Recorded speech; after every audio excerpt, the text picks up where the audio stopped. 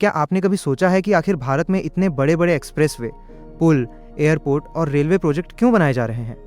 क्या ये सिर्फ सड़कें बनाने का काम है, या फिर इसके पीछे भारत को दुनिया की तीसरी सबसे बड़ी अर्थव्यवस्था बनाने की तैयारी छिपी है? आज भारत में हजारों किलोमीटर नए expressway, high speed rail corridor, आधुनिक एयरपोर्ट, फ्रेट कॉरिडोर और मल्टी मॉडल लॉजिस्टिक्स पार्क विकसित किए जा रहे हैं। इनका उद्देश्य केवल यात्रा आसान करना नहीं, बल्कि उद्योग, रोजगार, निवेश और व्यापार को नई गति देना भी है। आखिर इंफ्रास्ट्रक्चर इतना महत्वपूर्ण क्यों है? किसी भी देश की अर्थव्यवस्था उसकी सड़कों, रेल नेटवर्क, बंदरगाहों और एयरपोर्ट पर निर्भर करती है। अगर सड़कें अच्छी हों, सामान जल्दी पहुंचेगा, ट्रांसपोर्ट का खर्च घटेगा, उद्योग बढ़ेंगे, निवेश आएगा, रोजगार पैदा होंगे। इसी वजह से दुनिया के विकसित देशों ने सबसे पहले अपने इंफ्रास्ट्रक्चर पर निवेश किया। अब भारत भी उसी दिशा में तेजी से आगे बढ़ रहा है। दिल्ली मुंबई एक्सप्रेसवे, ये भारत का सबसे बड़ा ग्रीनफील्ड एक्सप्रेसवे है। लंबाई लगभग 1386 किलोमीटर, दिल्ली से मुंबई 6 राज्यों को जोड़ता है। यात्रा का समय लगभग आधा करने का लक्ष्य। यह केवल सड़क नहीं है, इसके किनारे नए industrial town, logistics park, warehouse और औद्योगिक क्षेत्र विकसित किए जा रहे हैं। इसका सीधा असर व्यापार और निवेश पर पड़ेगा। गंगा एक्सप्रेसवे, अब बात उत्तर प्रदेश की। गंगा एक्सप्रेसवे लगभग 594 किलोमीटर लंबा है। मेरठ से प्रयागराज तक बनने वाला यह राज्य का सबसे लंबा एक्सप्रेसवे है।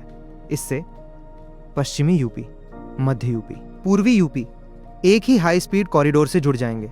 इसके किनारे इंडस्ट्रियल क्लस्टर और नई आर्थिक गतिविधियां विकसित करने की भी योजना है। भारतमाला परियोजना, अगर भारत के सबसे बड़े रोड नेटवर्क प्रोजेक्ट की बात करें तो भारतमाला सबसे आगे है। इस योजना का उद्देश्य है आर्थिक corridor, border road, port connectivity, expressway, multi modal logistics, ताकि देश में माल ढुलाई तेज और सस्ती हो सके। डेडिकेटेड फ्रेट कॉरिडोर, भारत की सबसे बड़ी समस्या रही है। मालगाड़ियां और यात्री ट्रेनें एक ही ट्रैक पर चलती थीं। अब डेडिकेटेड फ्रेट कॉरिडोर इस समस्या का समाधान कर रहा है। इससे माल तेजी से पहुंचेगा, उद्योगों की लागत घटेगी, बंदरगाहों तक सामान जल्दी पहुंचेगा। मुंबई अहमदाबाद बुलेट ट्रेन, यह भारत की पहली हाई स्पीड रेल परियोजना है। अधिकतम गति लगभग 320 किमी घंटा, जापानी तकनीक, अत्याधुनिक स्टेशन। यह परियोजना भविष्य के हाई स्पीड रेल नेटवर्क की नींव मानी जा रही है। भाग 7, दुनिया के सबसे ऊंचे रेलवे पुल। भारत ने इंजीनियरिंग में भी इतिहास रचा है। चेनाब रेल ब्रिज, ये दुनिया का सबसे ऊंचा रेलवे आर्च ब्रिज है। इसके बाद अंजी खड्ड ब्रिज, नया पंबन रेलवे ब्रिज जैसी परियोजनाएं भारत की इंजीनियरिंग क्षमता को नई पहचान दे रही हैं। नए एयरपोर्ट और शहर आज देश में।